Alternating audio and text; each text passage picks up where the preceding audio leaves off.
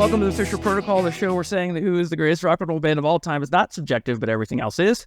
Please take a quick second to like, subscribe, and share us with your Who-minded friends. The Who is a passion of ours. This is more of a personal journey, and no money is made from these videos. So liking and subscribing lets us know we're not alone in Who land. I am Ethan. I'm being joined today by my best Who friend, Betts. Tom is on assignment. We don't claim to be Who experts, just fans who like to talk about the greatest rock and roll band of all time, The Who. Here we go. Today on the show, we have author and veteran, Mark Wilkerson. Mark is an author of, I don't know how to say, is it Tomas or Thomas? Thomas. Okay. Mark is the author of Thomas Young's War, co-author of Pearl Jam 20, and most importantly, the author of Who Are You? The Life of Pete Townshend. And he's here today to talk about his new book, Hollywood Dream, The Thunderclap Newman Story. Yeah. Hey, guys. All right. So, hey. Nice. So, we're going to get into it. I just want to let you know how I know of Thunderclap Newman. My dad got one of those compilation tapes when I was 8 or 9 or 10 or something like that. And he played in, my dad's not a band guy, he's a song guy.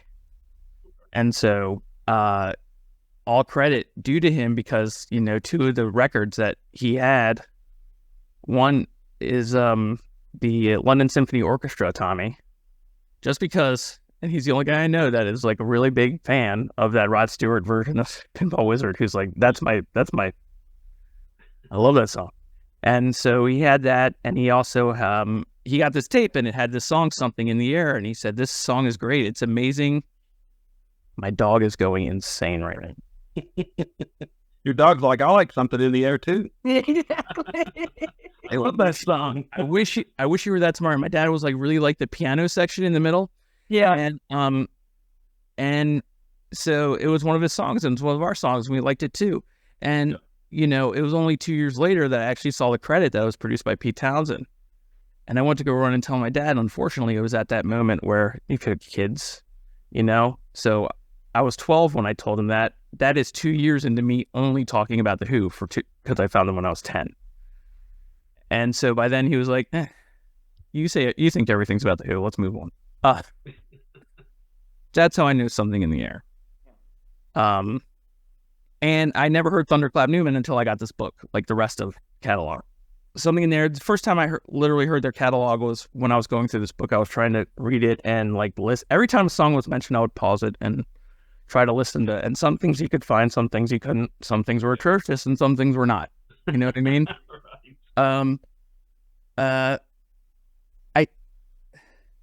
I really do want to stop talking here. I just want to say before we get off the straight, I don't read. Book is going to get me back into reading more because I found myself engrossed, especially when we got to the individual bits at the end of everybody's life. I don't know what I was expecting, but I kind of was really sucked in. And, Pete Townshend, you start off with him and he said, well, before we get into the book, get us started. The first question I ask everybody, because after talking to you at the beginning, I know I can ask you this question with ease. I always say to people, we didn't choose the Who chose us, right? That's how I feel about it. I feel like Pete Townshend's hand reached their radio and grabbed me and said, this is about you, right? Is that the way it is for you? And if so, how did that start? It's kind of like we're in a therapy session, and my name's Mark, and I'm a Who addict. Right. Yeah, no, I grew up I was born in England in 1969, which is the year that the Thunderclap Newman, big single came out. Mom and dad both British, so it wasn't a British family. Lived over there until I was 14, and we wound up moving to the States. But 1979, so I'm 10, 11 years old. The mod revival is going on. The Quadrophenia movie came out. The Kids Are All Right movie came out. The Jam are big. The Specials, Madness are, coming out. So the mod thing the mod revival is underway. Yeah. And that was the big thing. When I was at 11 years old, and the Who hit me. I saw The Kids Are All Right pretty early on. I got a cassette of Meaty Beaty Big and Bouncy. That was my first Who music, and and that was it for me. I mean, all of it. I think the first thing that really sucked me in was Keith Moon, because I'm a big drum guy. Yeah. But not just the drums, the whole package with Keith. The whole personality, just big, bigger than life. That sucked me in. But then a couple of years later, we moved to the States, which is pretty traumatic for a 14-year-old, very traumatic. Yeah. 14-year-old, and also, my parents were getting divorced. Family kind of split apart between two continents in the middle of my adolescence, and Quadrophenia hit me just at the right time. So then I started to move my allegiance over to the Pete camp, and it's been there ever since. I mean, Quadrophenia for me is my all-time favorite piece of music, and it's not even close.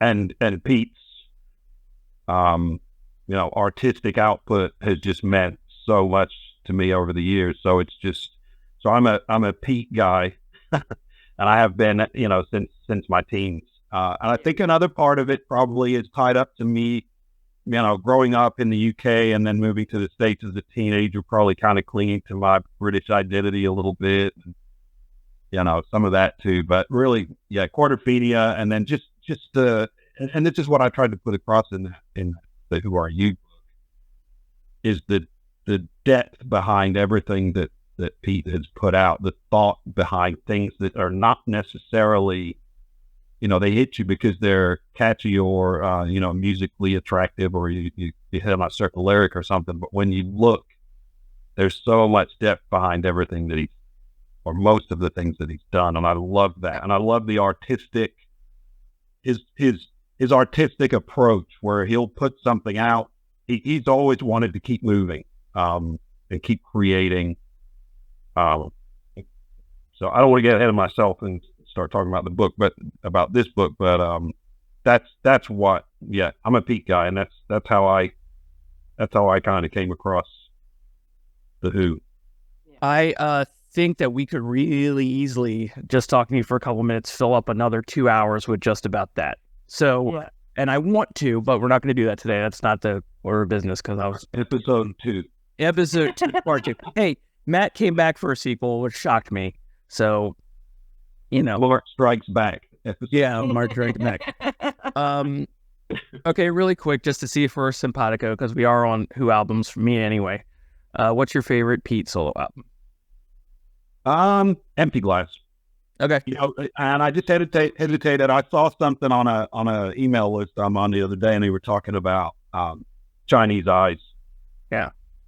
And I thought about that for a second, but Empty Glass. Yeah. Right on. Yeah. But really, those three, the three Chris Thomas produced solo albums, White City, Empty Glass, and Chinese Eyes. Mhm. You can't go wrong with any of them. No, you can't. And I'm preaching to the choir, I know. you are preaching to the choir. But hey, Don't ever Chris sell you Thomas- on them. Yeah, Chris Thomas is an integral part of Oh my God. going on our journey. Just a crazy story, which is for those listening, it's the prologue to my book, is a story by Chris Thomas. I was so happy to be able to talk to him, and he was probably so happy to talk to somebody that didn't want to talk to him about the Sex Pistols. So I'm sure I'm the only person that's ever asked him about Speedy Keen, But the crazy story where, this Thunderclap Newman saga kind of intersects with Pete, Speedy, and Chris Thomas, and changes, and that one little piece of it that he was involved with changed the trajectory of all three of their lives. Yeah. Not overstating things to say that. Mm-mm. Yeah. And you met someone on a street corner, right? If I remember. Who did you run into? Richard Barnes? No, Chris Thomas ran into Speedy Keen. Is that what it is? Well, so Remind me, yeah. to try and keep it reasonably brief, which I'm not always to that. He had a band called The Cat. Right. Yeah. He approached, who had an unreliable drummer.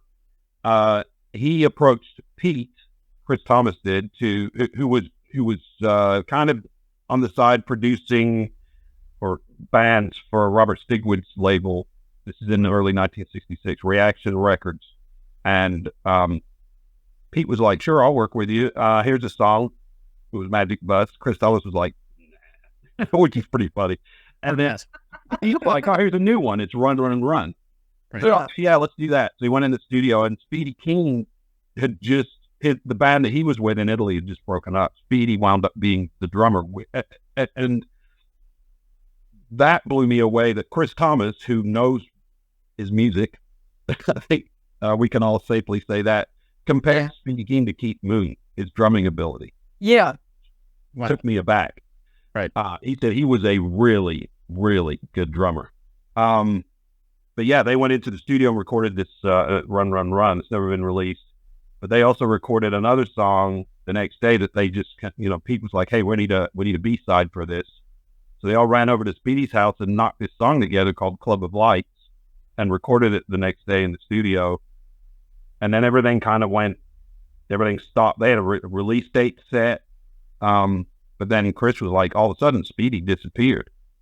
And didn't know what was going on. A couple of months passed by. I hear a rumor that he's driving for Pete. He's like, that doesn't and he's the drummer. And he said, I'm walking down the street in Ealing one day, and he said, I can still remember the name of the road that I was walking on. And somebody pulls up and is asking for directions. And he said, this is the summer of 1966, and they had a car stereo, which is not a normal thing back then. But he said the song that was playing was Club of Lights, the song that we wrote in Speedy's bedroom. But he said, that blew me away, but also it wasn't us doing it. It was somebody else.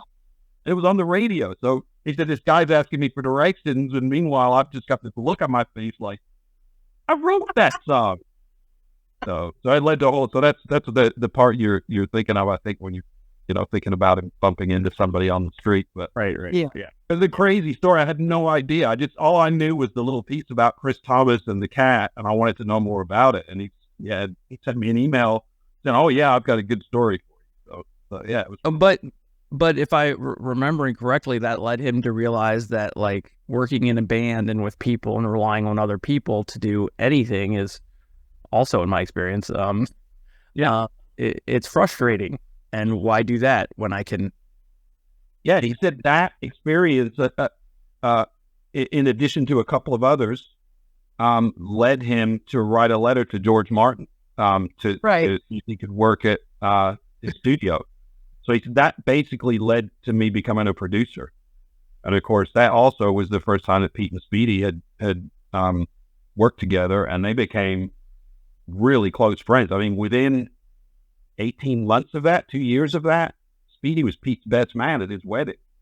That's the interesting thing I found was for all these years, I was always like, oh, Speedy King was Pete's driver. That's all you ever heard about. And in the book, you go very much into depth about their relationship.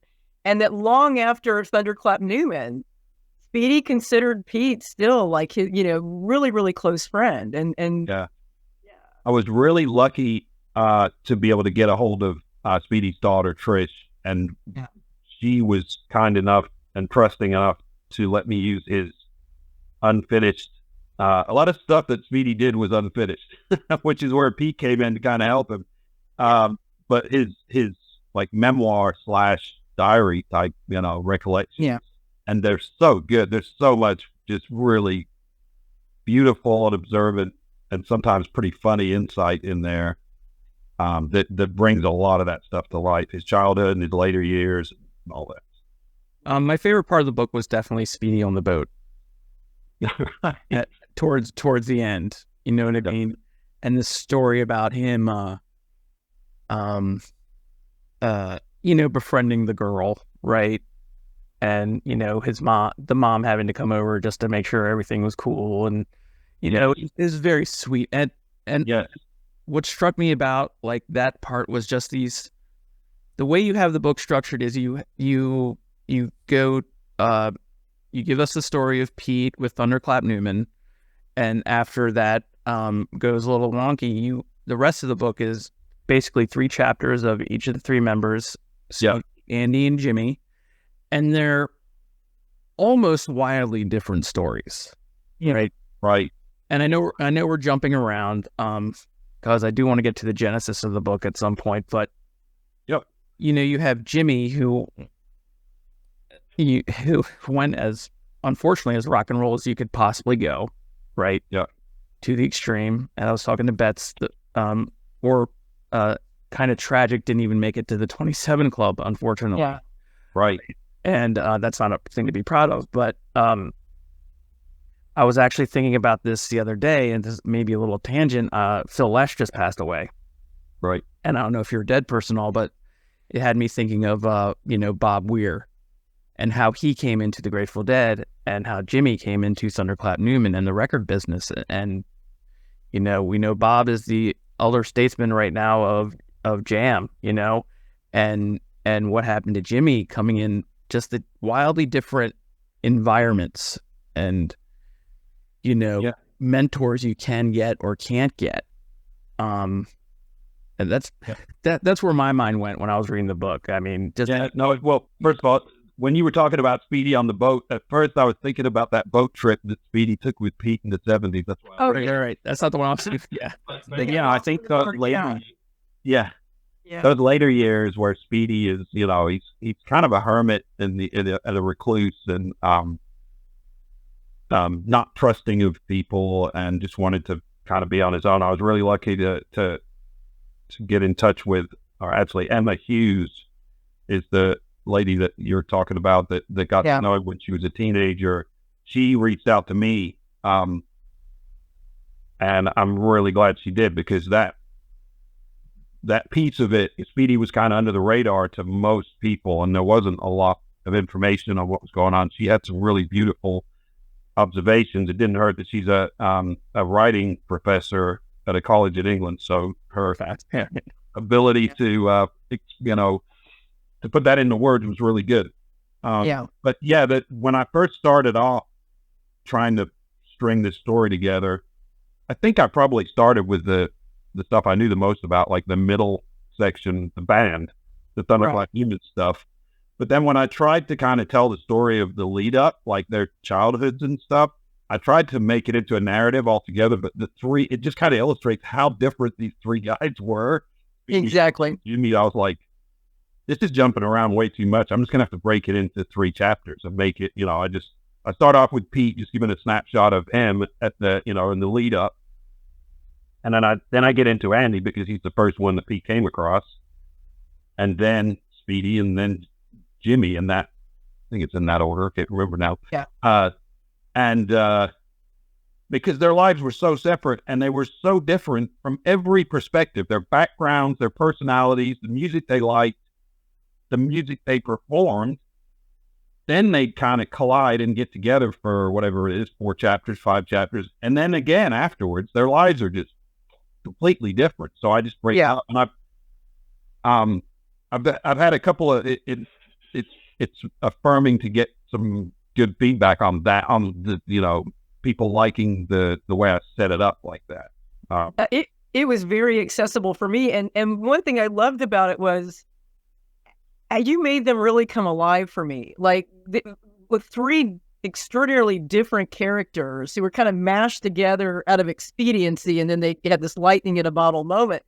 But the way that you were able to flesh them out, like I feel like I know them. And I'm not going to lie, I by the end of the book, I was blinking back some tears. It's a lovely, lovely story. And especially, the final bit with Andy and how they find him, and Simon Townsend and Mark Brzezicki are like, come on, man, let's get you back on the road. Then he'd have his trolley with his instrument. You're like, no, we're going to build you a little case for it. Yeah. It's all good, But I really, really, I just felt like I knew them. And like, to be honest with you, I would have hung out with Andy in a heartbeat. Oh, yeah. Well, let's talk about Soviet infrastructure and lives. I was lucky to get so many, I did more than 50 interviews for this book, and I was lucky to get just awesome stories. Like the Mark Brzezicki stuff, I did a Zoom with him and Tony Stubbings, who was the bass player. They were both on at the same time. So it was like, Yeah. the three of us talking. And I just kind of sat back and threw a question at him at times, and it was so good. And that's where Mark came, Andy was a telephone engineer for the GPO, and Mark Brzezicki was like, he's like, Andy called me up and wanted to talk to me about this new version of Thunderclap Newman. This is like 2009 probably. Yeah.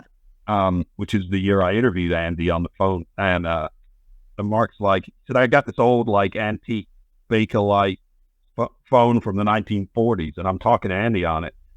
And Andy's like, hello, Mark, blah, blah, blah. And he's like, he like interrupted me, like, Mark, is that a Philips P129X4? And Mark's like, and he's like looking at his phone. Yes, it is. And because I thought it was because of the sound of your voice through the aperture. So, I mean, stuff like that just kind of illustrates Andy so well. Yeah. And this is the thing I have to ask. Andy had something in his contract with Track Records that was extraordinarily different. Yeah.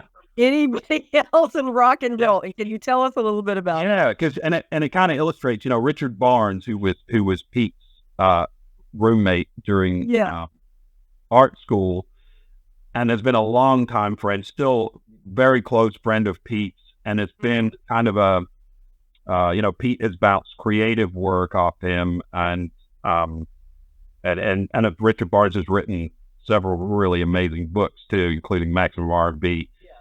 But Richard Barnes was telling me that, he goes, we're at art school. He goes, we're long hair, smoking pot. We're sleeping until noon. There's like a fashion school with beautiful girls right downstairs beneath us. We're just living the hippie dream. And he goes, all of a sudden we come across Andy Newman. He's like working a 9-to-5 job. He's got short hair. It's like we would never have, we would die before doing that. He smokes a pipe. He's like 25 years old, but he looks like he's 40. And he said he was unbelievably straight.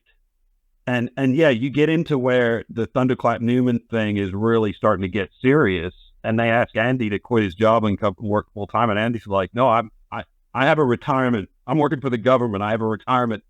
I need that, in writing from Track before I'm willing to take the step. And Richard Barnes was just like, it was just another example of how straight Andy was. And he said, and good for him. He said, there's so many roadies from back then that just had nothing, when they got to retirement age. There was no plan. But of course, Track was long gone by the time, Andy would have been at an age to be able to collect that. So it didn't work out anyway, but hey, good for him. Exactly. I wanted to get your impression, if we're getting specific, and we are, about, obviously you've talked to Pete a lot, right? And I always get wary when I ask, it's just getting too close. Even talking to someone that's talked to Pete is kind of too close for me to get to your idols. But I mean, the question is this whole story where basically Andy got some residuals from All the Best Cowboys Have Chinese Eyes based on Prelude, which he said didn't sound anything like any work he did. And I was talking to Betts about it yesterday because I found it really interesting that Pete might be the guy that if he's just even thinking about a piece of music and an old friend at the same time, he would do the piano piece and then credit him anyway, maybe because that's where the thought came from, or he's just trying to help out his friends, which I know he does. Did you have any thoughts on like that particular anecdote or even say it again clearer? Because I can't talk. Yeah, I don't, I don't think I asked Pete about it when I was working on this book. I tried to be as, I'm still scared of Pete. But that's like a personal Pete question. That's not a Thunderclap Newman question. So that's yeah. But I want to be. I hold Pete in very high regard, obviously. Well, yeah. But also as a, having been aware of his, I don't know, the personality and his he can be very blunt and just brutally honest with people. And that's a characteristic that I admire, but I don't want to be on the receiving end of it. No. You know what I mean? Particularly if it's a person I look up to that much, which it is. That would hurt even more. So he was, I was very lucky that he was extremely fond of this subject matter, far more than I expected. But I tried to keep to just remain respectful of his time and keep my questions. I mean, it turned into a back and forth for quite a while, but I never got into the, asking him about the Prelude thing. I remember sending him that interview, the transcript of the interview back probably right after I did it in 2009. So he was aware of it, but I don't think he remembered anything about that in particular. So yeah, I never got into it with him, but that was a cool thing. I interviewed Andy in 2009, which was a year after my book about Pete came out. So as far as why I was interviewing Andy at that point, I think I've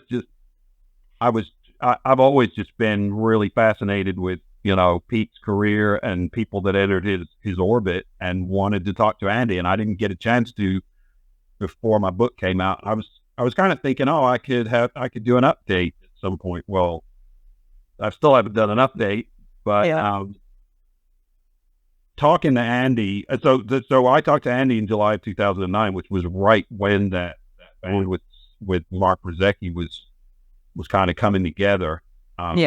Just before. But we talked for like 90 minutes, and some of the stuff, I have it in the Thunderclap Newman book, where I talk about Andy wasn't aware of how much admiration Pete had for him. He's blown away by some of the stuff I was telling him, which was amazing for me to be able to be on the conduit at the end of hearing that, and I always wanted to do something with that interview. I always wanted to be able to talk about Andy Logan. Such a fascinating guy. I mean, even if you're not crazy about the Thunderclap Newman music, the stories of these guys, Andy and Jimmy and Speedy are some fascinating individuals that got up to some pretty incredible stuff. Yeah. And just really interesting humans, And then the story of how they came together and produced this #1 hit is extremely unlikely and very interesting. I think that make an awesome movie. It's a really cool human story. It is. And if you like the music, then that's a bonus too, Mm-hmm. Go ahead. I feel like we were talking about this yesterday. I feel like too that almost like something in the air was a blessing and a curse in a way, because it got so big so fast, and I don't know that they were totally prepared for that. Oh yeah. Oh, and I almost wonder if it hadn't been as big as it was. It's a beautiful song. I absolutely love it. Yeah. But it hadn't been as big as it was, maybe they could have developed a better stage show, because I know that their stage show was, they didn't really have any songs at that point except water music with the birds tweets and something. It feels like you guys, you got so big so fast, and there was. Yeah, just thinking while you're talking of the quote that I put at the beginning of the Speedy section, the second Speedy chapter, where Keith Altham in the NME said, in many ways it might seem the enormity of that first massive hit single, Something in the Air, was the worst thing that could have happened to Keane, to Speedy in particular, because it created a monster inflated by its own success. But yeah, I mean, they weren't. That was the thing. They weren't ready for this to blow up. I think the expectations were pretty minimal, because it was such an unlikely combination, and it wasn't what Pete had originally planned. He'd originally planned to do individual projects with these three guys. Yeah. So I think the expectations were very low, which is probably, in my mind, one of the reasons that Pete found it to be such an enjoyable experience, because he was in the middle of recording and writing Tommy at the time, which was like crazy high pressure and expectations. Yeah. And now he's dealing with these three guys that are fun to be around, and it's not his material that he wrote, and the expectations are minimal, if any. So, he could just go in the studio and just do his thing. But yeah, as I say in the book, Something in the Air, the single, came out the same day as the Tommy album in the UK. Track released both of those on the same day. So Pete was immediately gone. Yeah. To the States. That's the year of Woodstock and a lot of Who touring. And so the three guys are left to their own devices without their mentor, their disciplinarian, and the song all of a sudden blows up. And somebody decides, hey, it would be a good idea to put these guys out on the road. And it was not. It was not. And that was one of the parts I enjoyed the best was Pete goes off to America and they go off to the corn mill and they're basically getting on a canoe and paddling around, hanging out with Jimmy's hanging out with the kids across the road, or they're going down to the spot. And then Pete shows back. He's like, oh no, Dad's home. Yeah, exactly. Yeah. It's like the period of their highest level of press scrutiny. They were at this corn mill and they're supposed to be recording, but so there's these big long features in the NME and Melody Maker, and like Chris Welch is down there writing about them. But the features are all about them doing pretty much everything but rehearsing. Yeah. So it's pretty. I mean, it's comical now, but it's like, I talked to Jim Avery, and I remember laughing at one point. I left it in he said, you may laugh, but it was really heavy. Like when Pete came down to the corn mill in his big Lincoln Continental and let them have it. He's like, we were scared. He said, especially Jimmy was freaking, 15. Yeah. So the hero comes in and just like lambastes you, It's like. So. There's definitely two big points I really want to talk about that I really want to hit. But since we mentioned Jimmy, that's one of them. Okay. Stay tuned. We're going to talk about something we try not to talk about here on this show is the Beatles. Okay. So, they have some channels you can check out. I'm sure there's a couple YouTube channels about the Beatles. One or two. But it is, I can't, even though there will be a part 2, because obviously this is a really fun show. Yeah. Really fun. Paul McCartney.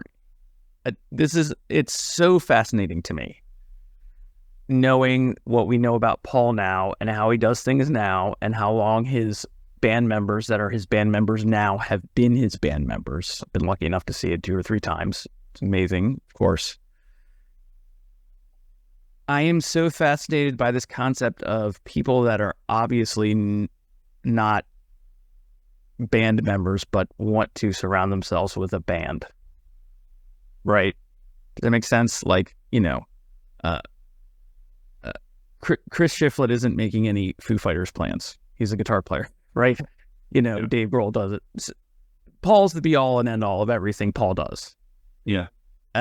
So he brings in these people. He gives them kind of free reign, kind of, but not really in any way, shape, or form. And giving this to a kid at Jimmy's age with his talent, but without that discipline, it seems so foolish that no one in that circle, and back then, no one did anyway. No one said boo to anyone about their own habits. Yeah, would put him in that. By now, they must have known this was post Hendrix. This was post everything. How tragically bad that kind of stuff is. I mean, just that whole, I don't know how I'm trying to say this, ecosystem. Like, what did you glean from that? I mean, just that whole, like, Paul McCartney orbit is, Yeah. It's intense. It's intense, because if you're going from Pete Townsend to Paul McCartney, like, where else is there to go? Yeah. Right? I'm trying to think. So Jimmy was born in 1953, I think it was. So when he started working for Wings, I think it was the beginning of 1974. So he's 20. He's not even, because his birthday's in June. So he was 20. He turned 21 that year. So yeah, he was incredibly young. I mean, Thunder Clock New One broke up when he was probably 17. He was 18 when he was playing for John Mayall. Yeah. Which is an incredible testament to how brilliant of a performer he was. But man, he was I mean, it's I talk about it in the book. He was 11 when his band first opened for the Who in 1965. He's 11 years old, and he was a small 11-year-old for an 11-year-old. So his, what kind of childhood he had as far as being able to just be a kid. I think I talk about that a little bit in the book, where he just likes hanging out with Martin Woodley and his sister there when they're at the corn mill. He liked to go hang out and just be a kid and just get away from it. And I don't think he had much of an opportunity to do that. And of course, in that whole band environment, I have twin sons, and both of them were in a band for 10 or 11 years. It was pretty well known. Friendships are kind of weird. You've got people wanting to be your friend for the wrong reasons, because of not because of you. So Jimmy was dealing with that. Yeah. 50 million times more than my kids did, because he was dealing with, he's working with John Mayall when he's 18 years old. He was with Stone the Crows, which were like a really serious professional rock band, really popular. So I think his ability, like my impression is, in relationship wise, being able to deal with people and relate to people was just not, it was warped, and like dysfunctional, if that's the right word. He wasn't able to get his feelings across in a productive and healthy way, I guess is the best way to put it. And then all of a sudden, because again of his brilliant musicianship, he's asked to join, if not the biggest band on the planet, one of them at the time, or a Beatle, working for Paul McCartney. And so again, everything gets ratcheted up to another level. And yet Jimmy's 2021 when that starts. So his ability to process that and to deal with it emotionally and every other way wasn't there. It was never there. And then Jimmy also he seemed like he'd always wanted to just kind of let loose and really, probably Stone the Crows was where I would think he was the happiest, because he just let loose and ripped blues-based kind of rock solos. Yeah. Paul McCartney, particularly on stage, was very rigid, and there's a couple of instances there in the book where he kind of butts heads with McCartney. Jimmy was he was a very strong personality, especially when he had a little bit of, a few drinks in him. But saying some of that stuff in the press is just crazy to me if you're working with Paul McCartney, right? Yeah. It's just insane. But I think too, we go back to he's a kid, and so he's going to go through that teenage rebellion. Yeah. But instead of rebelling against your parents, you're rebelling against Paul McCartney. Yeah. He had the people he's working with, they've all had time to develop adult skills. Jimmy's developing those skills on a stage. Right. If he ever was able to. Yeah, he was. Yeah. And we're talking about these guys, Pete Townsend and Paul McCartney. It's like, you have to bend yourself to them. I mean, they're just these forces. And even, I haven't read too much about Paul McCartney getting mad at people, but I have read some about Pete getting mad at people. And it seems that Paul McCartney, even more than anyone else on the planet, has learned a certain skill set to have to dealing with people. But when you're at a concert at Campuchia and you got Pete and Paul McCartney, I'd pay to see that. But it sounds to me like Paul was as patient as he possibly could have been with it. Oh, it certainly seems that way. And again, it speaks to how incredible of a musician Jimmy was. That Paul put up with those issues that kind of began to crop up a little more frequently during his tenure with Wake. But and eventually, enough was enough. And Jimmy was just never,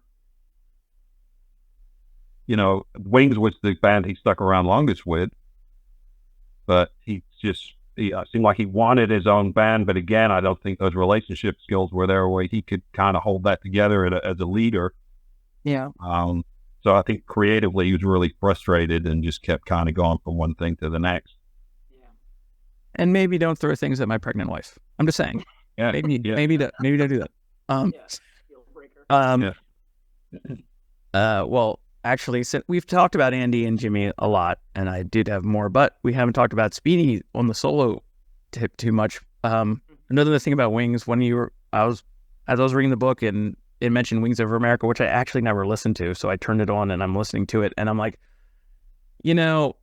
I'm so disenchanted with live albums at the time, because now that I know that if a lot of them are re-recorded, I was like, this was probably re-recorded. And then I read in the book, obviously, like, so much of it was re-recorded, right? Except like Jimmy's parts, right? Like Jimmy. Well, I know I am woefully ignorant of a lot of Beatles stuff, and Paul McCartney stuff, but certainly the Rock Show film, yeah, that was re-recorded a bunch. That's where Chris Thomas, and that was another connection that I had no idea until he brought it up when I was talking to him. Chris Thomas was the producer of the music for that. He's like, well, they wanted to use, 5 different shows or something. He's like, well, I can't just like splice all this together. It sounds different. Sometimes the tempo's different. Yeah.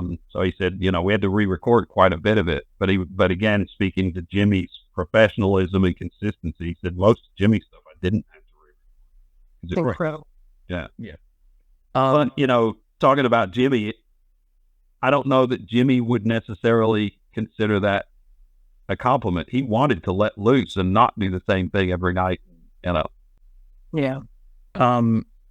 Speedy. So I definitely listened to his solo stuff and I really liked it. And I always say I'm not going to say these things, but then it's just too truthful talking to you. I didn't connect very much with the Thunderclap Newman album. Yeah. Every time I heard something I liked, it kind of sounded almost exactly like the album of Tommy. And then it would break into this, ragtime piano thing. And so and even stuff like Accidents I thought was really going well. And then it went on for about 3 or 4 minutes longer than it's almost 10 minutes long. Yeah.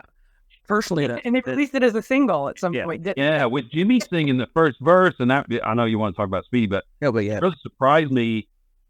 Jimmy's voice, like when you look at Jimmy, his voice is pretty kind of a little bit deeper than I thought it would be, and a little bit more powerful for a little guy.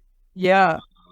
I thought he had a really good voice, and they left, that obviously the single version of Accidents is not on the album, but also a song that he sang the whole lead on called I See It All is not on the album either. That's really good. Yeah. I don't know why they left it off. He's great on Medicine Jar. That Wings song. I loved that song. Yeah. And his voice is fantastic. And I'm like, why don't y'all let this man sing more? Right. But the way I was going to get into Speedy was like every time I heard something on the album I really liked, it sounded like a Tommy era, like guitar driven song. And then it would break off into something. So when I heard Speedy stuff, it was more in my wheelhouse. Yeah. And solo stuff. His solo album, yeah. Yeah. Yeah. And it seemed like most people thought he had the potential more than anyone else to do the pop star, solo thing. Yeah. But the album didn't do much. Yeah, he did a solo album with Track, and then he did another solo album with Island. That was one person that I wish I could have spoken with, was Chris Blackwell from Island. He signed Speedy personally. I talked to Fred Cantrell, who was the general manager of Island in the UK at the time, and he said that was very much a Chris Blackwell personal project. Yeah. And unfortunately, Chris Blackwell spent a lot of time in Jamaica and wasn't there, and Speedy needed that. He needed that kind of personal attention to help, or somebody to kind of help shepherd his ideas and pull things together. Yeah. A really creative person, but not able to finish a lot of stuff. And Speedy just kind of fell by the wayside with Island, which, where Bob Marley was the big product and the one that got all the attention. For good reason, of course. But yeah, so Speedy's got these 2 albums out there that were, from what I can remember, the critical reception was pretty good. It was. A lot of people that really loved him, but they just didn't translate into sales. And then, of course, that wasn't helped by Speedy being like Pete said, incredibly nervous and having stage fright. And, there's some rehearsals that they did. They had a Speedy Keen band, and there was reports that they were going to open for the Who in the mid-'70s, 73, 74, and never happened. They never played a show. So yeah, all of that doesn't help move product. But one thing about Speedy was that, and this is where I want to talk a little bit about some of the guest stars of the book, as it were, some of the appearances. It's a huge collection of characters, and Speedy went into producing. And tell us the 2 records he produced, because those are kind of kind of soft. They're shocking. They're shocking. It's ridiculous. Yeah. I mean, Speedy, like Richard Barnes described Speedy as a hippie. He said, there's a really cool story early on in the book where Speedy's driving a truck. Speedy is like a driver during all of this stuff. He's driving a truck, and he sees Richard Barnes walking down the road, and Speedy like yells to him and pulls over. And Richard Barnes said basically he's wearing a tablecloth. He said God knows what the other driver said to him. And that's the story where Speedy sits on a bench or walks around with him in a park in Ely and sings something in the air to him, which is nuts. Like, yeah, I just wrote this song. And apparently Speedy would get these like ideas and stuff when he was driving around his truck. But I mentioned that because so Speedy is this like hippie guy who wrote this song about revolution, even though there's a part in there where he says, "Get out your arms and ammo, and we're going to blast our way through." But he was a hippie. It's very like Accident is a pretty hippie-ish kind of notion of a song. And all of a sudden, 1977, Speedy produces Motorhead's first album. I'm like, these guys are not hippies. But apparently, Speedy and Lemmy had known each other. There's a Speedy connection with Jimi Hendrix earlier in the book, and Lemmy was one of Jimi Hendrix's roadies for a while. So Lemmy was around that whole kind of track hole. So apparently Speedy and Lemmy went back quite a way. And then Johnny Thunders and the Heartbreakers, the LAMF album, Speedy produced that as well. And the connection there is that, and I think that one was first.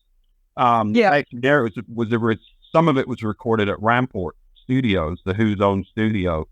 Yeah. And Speedy was, at least for a time there, I guess, kind of like a house producer for track. And I think maybe another reason that he kind of went on to the Motorhead thing was the Johnny Thunders stuff that he'd already done too. So, but yeah,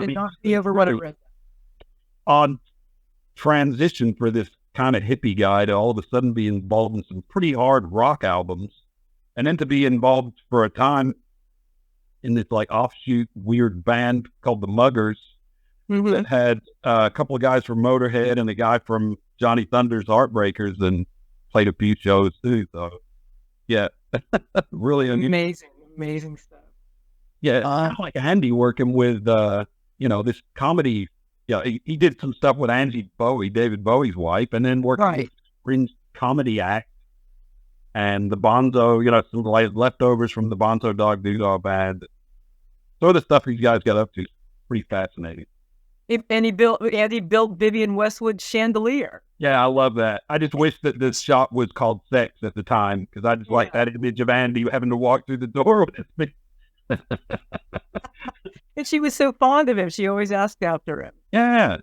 I love that. Yeah, I love all of the little human bits of insight about all 3 of these guys. Exactly. I'm really fortunate that I was able to get those and kind of piece them all together and hopefully build a nice little portrait of what they were like as people, not just as musicians. I was fortunate enough last week, and I'm going to say this like it's not a big deal, but last week I did a Zoom interview with Pete that's going to go up on thewho.com. This is like breaking news.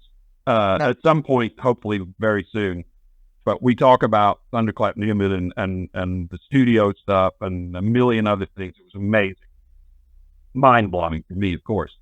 But he talked about, the guy that Liam Payne, who just passed away, that was in, I think it was One Direction. Right? Yeah.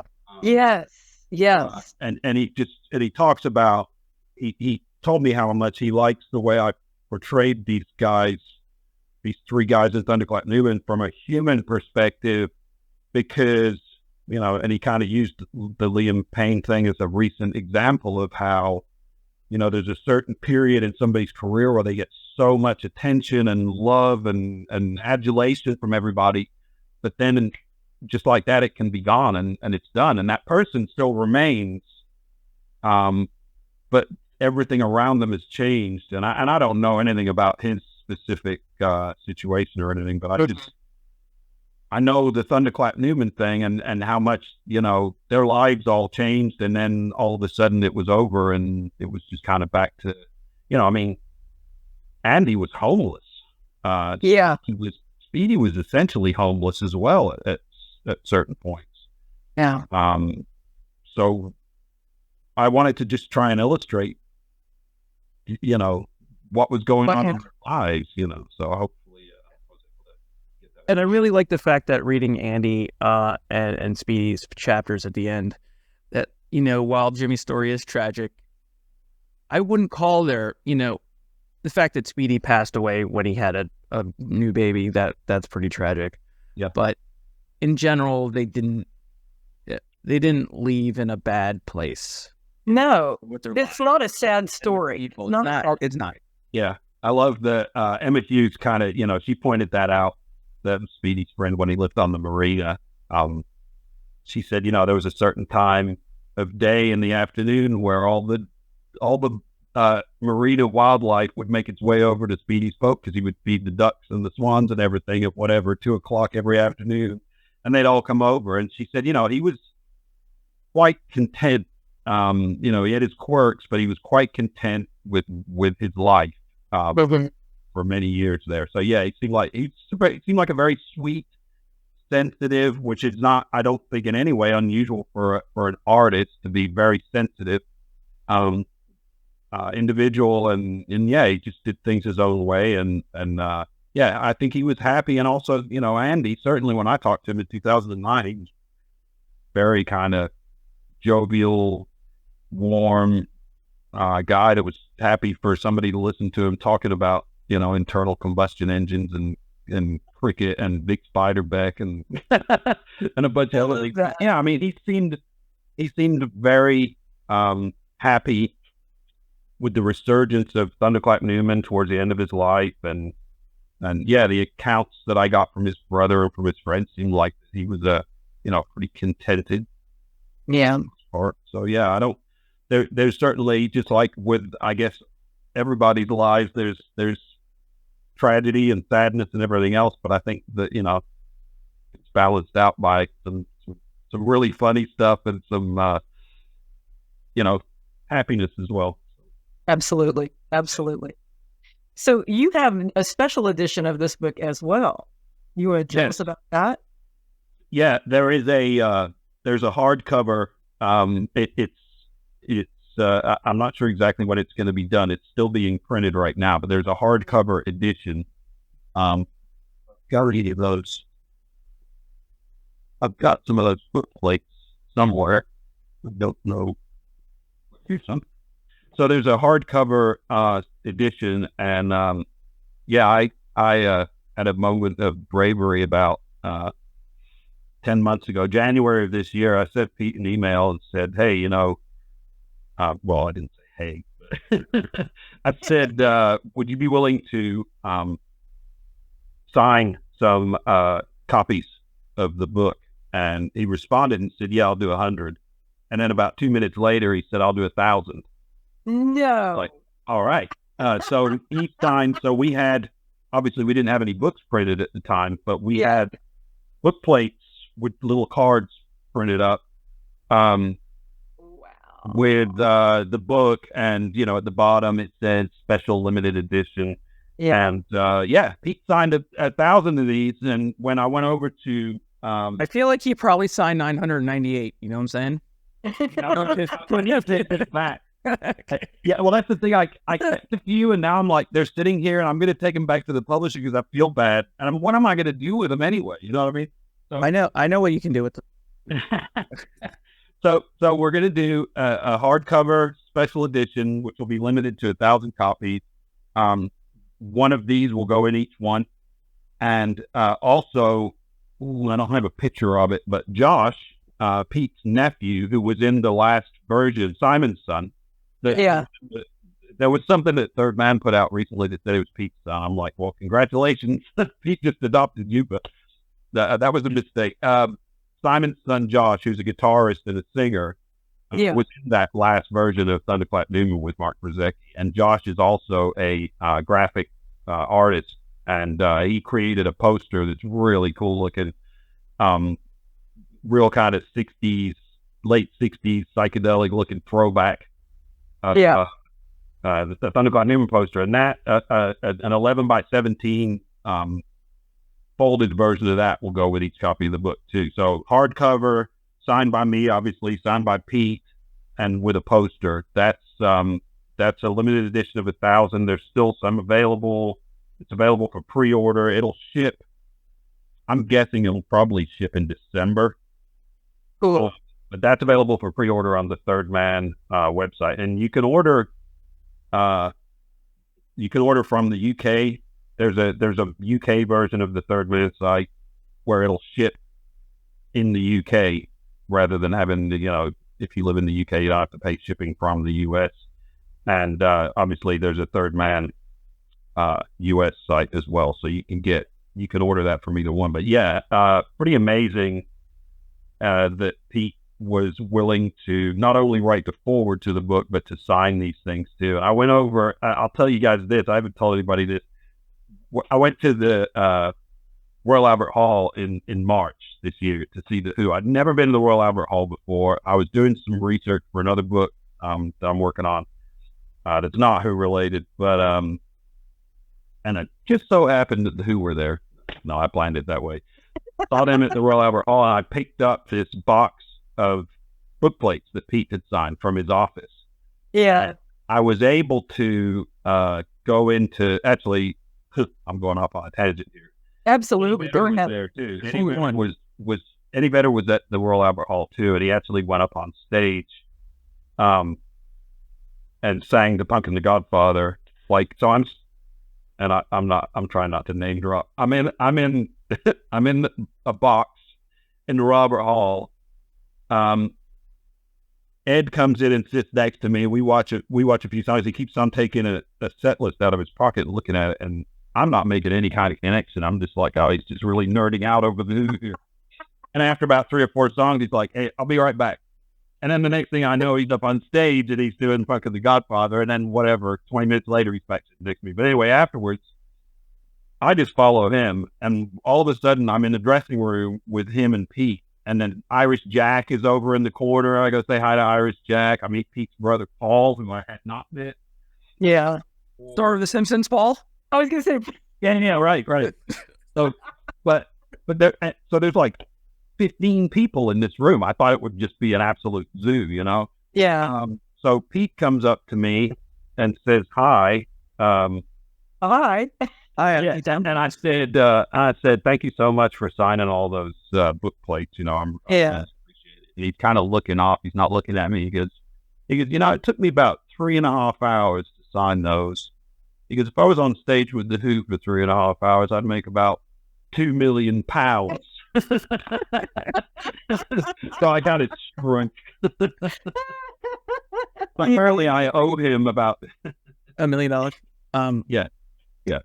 I didn't get to the genesis of you writing the Pete book in this, and I want to have you back to do it, and just to nerd out on The Who, because obviously, we could all do that for a while, and it's fun to do it with new people, Yep. But you'll give me a link to put in the show notes, I hope, for this, so people will get the book and the edition. Sure. Yeah, I can do that. One thing we didn't talk about, I know we're just about out of time. I think a really cool thing about this book, not only telling the human story and everything, it really gets into the side of Pete where, if I don't know, the first image most people have of Pete is probably mid-70s with Les Paul, sliding across the stage and the kids are all right, whatever. This guitar has seconds to live, that kind of image. This side of Pete is that's in the Thunderclap Movement book is him in a studio specifically in his home studio in 1968, 69, and 70, working in a tiny, cramped little space with a band that he's kind of taken under his wing. And that, that goes back to Pete, the artist, Yeah. surrounded by his instruments and his recording devices and his synthesizers and the piano and everything else. Not a lot of synthesizers back at this point, but cutting edge technology, Dolby noise reduction, and an 8-track machine shows up in the middle of it. And it's Pete. I would argue this is Pete. This is his natural habitat, Yeah. So it shows that side of Pete. And I think, again, that's one of the reasons this is such a fond memory for him. And again, and also it's the only number one he's ever had. But I think for Pete fans, showing that side of Pete, the studio side of him, is really cool. Certainly is for me. And this little talk I just did with him, that'll go up on the who.com at some point relatively soon. He really gets into the studio stuff, and yeah. Well, that's 2 exclusives in a row for us, by the way. Yeah, I know. I'm just dropping all kinds of exclusives. Well, no, Matt dropped that to you. He didn't want me to mention anymore because he already said it. You should watch the show if you want to hear what Matt Kent is working on. Go watch that video. I won't say yeah. But I want to get across something about the book here because it's a really good book. It's really, really interesting. And Betts will tell you, I hem and haw. I'm not a reader. I used to be, but I'm not anymore. And I really got into it, and there's so much because we were talking about the Who books we have, and before, and I have these shelves of Who books, and no